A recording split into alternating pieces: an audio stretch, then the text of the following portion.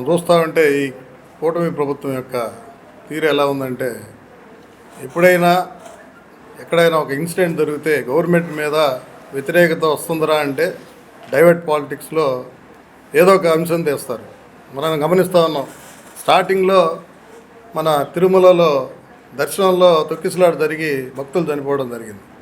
వెంటనే దాన్ని డైవర్ట్ చేయాలి కాబట్టి లడ్డులో కల్తీ జరిగింది. జంతు పదార్థాలు కొవ్వులు ఆ లడ్డులో కలిపారు.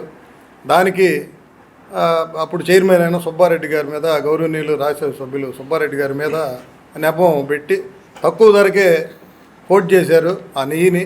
అందువల్ల కల్తీ జరిగిందంటారు.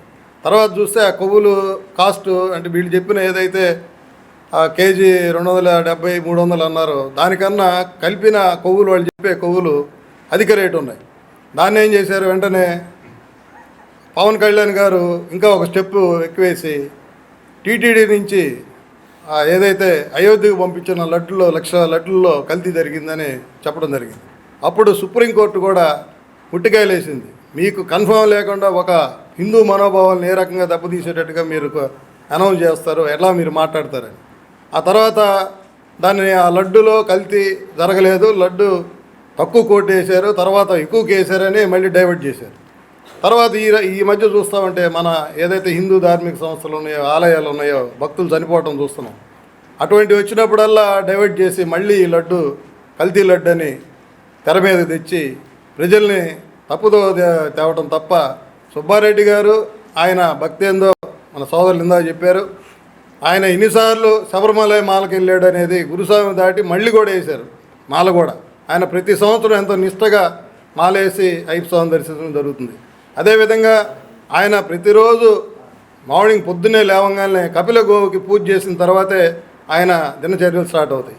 అటువంటి భక్తి భావం కలిగిన సుబ్బారెడ్డి గారి మీద ఇటువంటి నెపం వేయటం అనేది మేము తీవ్రంగా ఖండిస్తున్నాం. ప్రజలు కూడా గమనిస్తూ ఉన్నారు. ఎందుకంటే సుబ్బారెడ్డి గారు కానీ, వాళ్ళ సతీమణి స్వర్ణమ్మ గారు కానీ, వారు ఆ టీటీడీ చైర్మన్గా ఉన్నప్పుడు అక్కడ జరిగే కార్యక్రమాల్లో వాళ్ళు స్వయంగా ప్రతి ప్రోగ్రాంలో కూడా పాల్గొని వాళ్ళు కూడా ప్రవచనాలు చెప్పి అటువంటి ఎన్ని మన కళ్ళారా భక్తులంతా చూశారు. ఎవరు కూడా ఇటువంటి తప్పుడు ఆరోపణలు నమ్మరు. మీరు డైవర్ట్ పాలిటిక్స్ వేసి, అదేవిధంగా వైవి సుబ్బారెడ్డి గారు వైఎస్ఆర్ కాంగ్రెస్ పార్టీలో చాలా కీలకమైన వ్యక్తి. ఆయన చాలా రాష్ట్ర వ్యాప్తంగా ఈ పార్టీని నడిపించే వ్యక్తుల్లో ఒక ప్రథముడు కాబట్టి ఆయన ఏదో ఇబ్బంది పెడితే పార్టీ ఏదో వీక్ అవుతుంది అనేది మాత్రం మీ అపోహ మాత్రమే.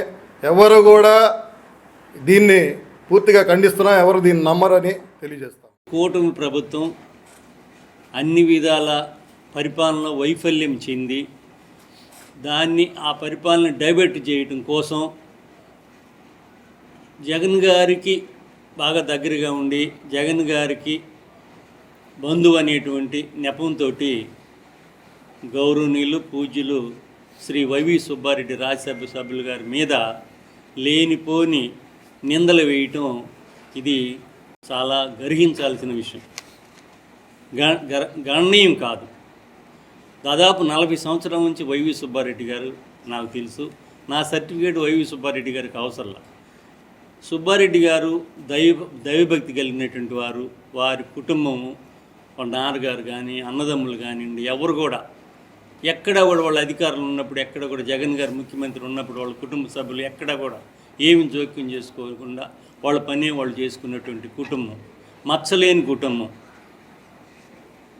మంచి ఆదర్శవంతమైనటువంటి వైవి సుబ్బారెడ్డి గారు ఇందాక రవి గారు చెప్పినట్టుగా అనేక దేవాలయాలని మన ఇండియాలో కాదు ప్రపంచవ్యాప్తంగా ఈ టీటీడీ గురించి బాగా ప్రచారం చేసినటువంటి మహానుభావులు వైవి సుబ్బారెడ్డి గారు. అమరావతిలో కూడా వెంకటేశ్వర ఆలయం కట్టారండి వైవి సుబ్బారెడ్డి గారి టైంలో. వైవి సుబ్బారెడ్డి గారు ఆయన ఉన్నది 4 సంవత్సరాలే లోక్సభ సభ్యుడిగా. 1 సంవత్సరం ముందే ఆయన రాజీనామా చేశారు. ఈ యొక్క మన ప్రకాశం జిల్లాలో అనేక మంది రైతులకి బోర్వెల్స్ కానివ్వండి, అనేకమైనటువంటి అభివృద్ధి కార్యక్రమాలు ఆ 4.5 సంవత్సరాలు చేశారు. ఎంతోమంది యువ పారిశ్రామికవేత్తలను ప్రోత్సహించి వారికి సహాయపడ్డాడు. అంతేగాని ఆయన ఎప్పుడు కూడా అసలు ఆయన ఈ అవినీతి ఇలాంటి వాటికి చాలా దూరం. వారి కుటుంబం. అలాంటి ఆయన మీద నేరారోపణలు చేయటం అది మంచి పద్ధతి కాదు. ప్రజలు హర్షించరు.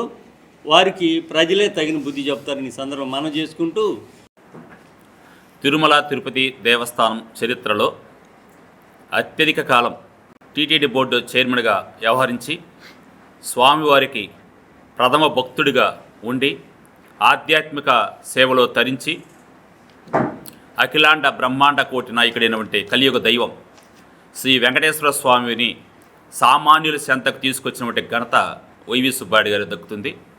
ఎందుకంటే అంతకుముందు ఎప్పుడు లేని విధంగా శుక్ర శని ఆదివారాలలో విఐపి దర్శనాలను పూర్తిగా రద్దు చేసి ఆ 3 రోజుల్ని పూర్తిగా సామాన్యులకి కేటాయించి భక్తులకి స్వామివారి యొక్క దర్శనాన్ని కలిగించే విధంగా నిర్ణయాలు తీసుకోవట్లో కీలకంగా వ్యవహరించినటువంటి వ్యక్తి శ్రీ వైవి సుబ్బారెడ్డి గారు. సనాతన హిందూ ధర్మ ప్రచారాన్ని సామాన్యుల చెంతకు తీసుకెళ్ళట్లో కావచ్చు, స్వామివారి యొక్క వైభవాన్ని ఈ విశ్వానికి చాటి చెప్పే కార్యక్రమాలలో గతంలో ఎన్నడూ లేని విధంగా శ్రీ వైవి సుబ్బారెడ్డి గారు ప్రపంచవ్యాప్తంగా వారి యొక్క ధర్మాన్ని, వారి యొక్క వైభవాన్ని ఇంకా ఎక్కువగా తెలియజేసినటువంటి వ్యక్తి వైవి సుబ్బారెడ్డి గారు. అలాంటి వ్యక్తి మీద ఈరోజు ఇలాంటి నెపం మోయడం అనేది అత్యంత దుర్మార్గం. ఎందుకంటే చంద్రబాబు నాయుడు తన యొక్క రాజకీయ ప్రయోజనాల కోసం ఏ దాన్ని కూడా వదులుకోవడానికి సిద్ధంగా లేనటువంటి వ్యక్తి చివరికి శ్రీ వెంకటేశ్వర స్వామిని కూడా తీసుకొచ్చి నడివీధిలో నిలబెట్టి తన రాజకీయ ప్రయోజనాల కోసం శ్రీ వైవి సుబ్బారెడ్డి గారిపై ఇలాంటి నెపాన్ని మోయడం అత్యంత దుర్మార్గం. ఖచ్చితంగా శ్రీ వెంకటేశ్వర స్వామి వారి యొక్క ప్రతిష్టను ఏమాత్రం తగ్గించుకోరు. ఖచ్చితంగా ఎవరైతే వారి పేరుని ఈరోజు కథా వస్తువుగా మార్చి వాణిజ్య ప్రయోజనాల కోసం, రాజకీయ ప్రయోజనాల కోసం ఈరోజు ఈ కూటమి ప్రభుత్వం చంద్రబాబు నాయుడు ప్రయత్నం చేస్తున్నారు, ఖచ్చితంగా వారికి శిక్ష తప్పదు. ఆ వెంకటేశ్వర స్వామి వారిని శిక్షించి ఆయనే అన్ని చూసుకుంటాడని తెలియజేస్తున్నాం.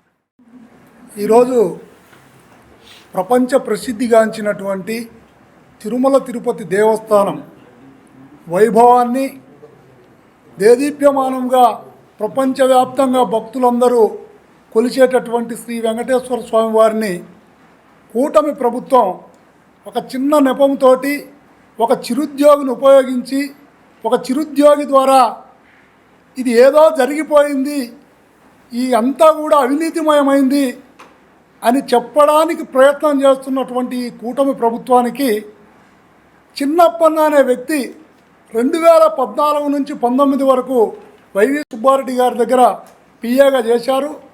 2019 నుంచి 24 వరకు వైవి సుబ్బారెడ్డి గారి దగ్గర కాకుండా ఢిల్లీలో ఉన్నటువంటి చిన్నప్పన్నకు వైవి సుబ్బారెడ్డి గారికి తిరుమల తిరుపతి దేవస్థానానికి ఎటువంటి సంబంధం లేనటువంటి వ్యక్తిని తీసుకొచ్చి ఒక ప్రయోగం చేసి గౌరవనీయులు పెద్దలు పూజ్యులు ఈ జిల్లాలోనే కాకుండా స్వయాన మాజీ ముఖ్యమంత్రి శ్రీ వైఎస్ జగన్మోహన్ రెడ్డి గారికి బంధువు అటువంటి వ్యక్తిని కూడా ఏదో ఒక విధంగా ప్రజలలో ఒక పలచన చేయాలి, ప్రజలలో కల్తీ నెయ్యి వాడారనేది ఒక దైవభక్తి కలిగినటువంటి కుటుంబాన్ని కూడా నడి రోడ్డు మీదకి విడ్చాలనే ఉద్దేశంతో ఈ కూటమి ప్రభుత్వం వైఎస్ఆర్ కాంగ్రెస్ పార్టీ మీద చేస్తున్నటువంటి కక్షపూరితమైనటువంటి రాజకీయాలు ఇవి.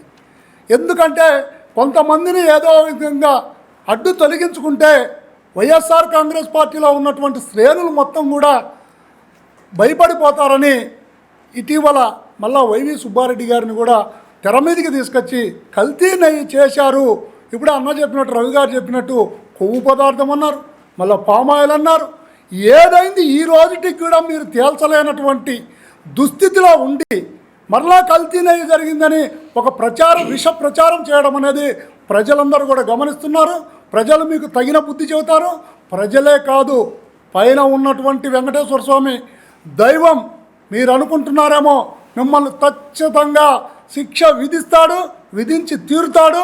మీ ప్రభుత్వానికి ఆ వెంకటేశ్వర స్వామి ద్వారానే ప్రజలు బుద్ధి చెబుతారని మీకు హెచ్చరిక చేస్తారు.